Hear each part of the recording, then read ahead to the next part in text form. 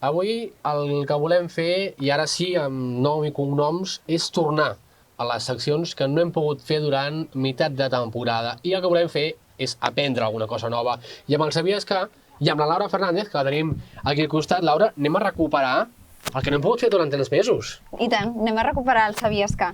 L'única cosa que estic segura que tu sabies és que aquest 2020 està sent una bogeria. Sí, totalment. El que potser no sabem és el per què. Per què? I jo, llegint aquests dies i veient una mica, que tu saps que a mi m'agrada l'astronomia, Sí. estic pensant, és que estan passant moltes coses astronòmicament Vols que mirem al cel? Mirem al cel una mica. Què hi hem de veure? Ara està molt bé.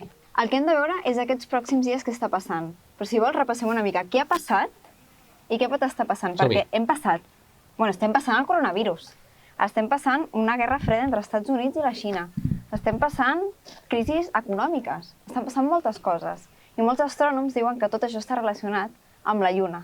I que la Lluna ens afecta especialment als nostres comportaments, ja sigui com tu com jo, com és amb Donald Trump, per exemple. Què em dius? I estan passant moltes coses. I com això? Com es vincula? Com es vincula? Astronòmicament, científicament no està comprovat. Però sí que sabem que durant molts anys, com els inques ho han estudiat, que sempre ha passat un gran succés quan hi ha hagut, per exemple, eclipses solars o lunars, quan hi ha hagut llunes plenes, et diuen has de fer certes coses o no pots fer certes coses, perquè això influencia molt en el teu dia a dia. Llavors, si vols, et porto una mica del que ha passat fins ara i què passarà i què hem d'estar atents a l'agenda, què passarà. M'interessa saber què passarà a partir d'ara. Què passarà? Per anar Anem per previnguts. feina. Perquè jo crec que això del coronavirus, sincerament, si et fixes, mira, et dic una mica el calendari. El 27 de març va haver una conjunció de planetes. Saps com a la pel·lícula Hèrcules? Que va ser entre Mart, Júpiter, Saturn i Plutó. No hi entenc gaire, però no m'acaba de fer el pes, això. A mi això em dona una mica de mala espina. Però si vols mirem una mica, aviam, com van les coses a partir d'ara, aviam si millora una mica el 2020. Som-hi. Vinga, per exemple, anem a mirar una mica. A veure, què ens has preparat? Dos planetes molt importants, que són Júpiter i Saturn, al juliol, estaran en la seva màxima esplendor. Què vol dir això? Què vol dir això? Explica'm què vol dir això, perquè m'estic posant nerviós. Què vol dir? Que aquest juliol podràs mirar molt atentament al cel i els podràs veure. I què més? Amb binoculars podràs veure fins i tot les seves llunes. Val, a prop. bé. Bé, No vol dir res més. pot ser que sí o que no. Val. Júpiter sempre s'ha dit que és un planeta que ha estat una mica malèvol, perquè és un dels planetes més poderosos de tota la Via Làctea. Però sí que sé que Saturn sempre ha estat com el bo. Llavors, que hi hagin aquestes dues conjuncions, haurem de veure què passa aquest juliol. Haurem de veure. Val, em quedo amb el juliol. Què més tenim?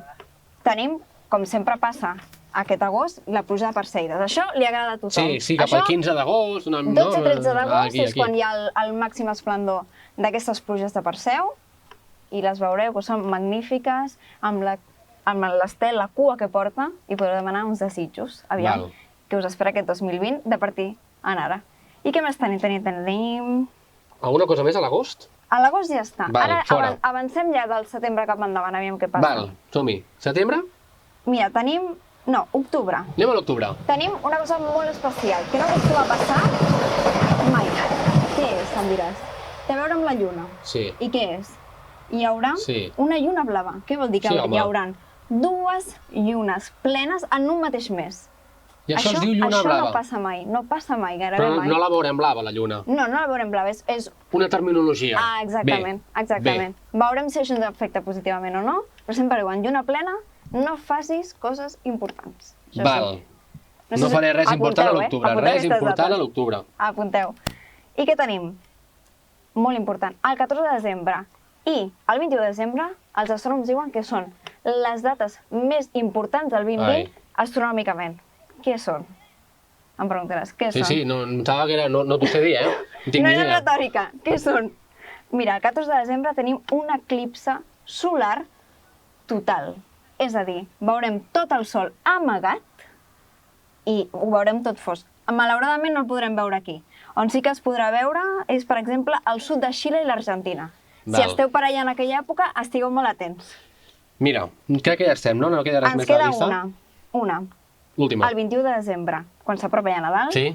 Júpiter i Ai. Saturn estan en conjunció en un esdeveniment que només passa cada 20 anys.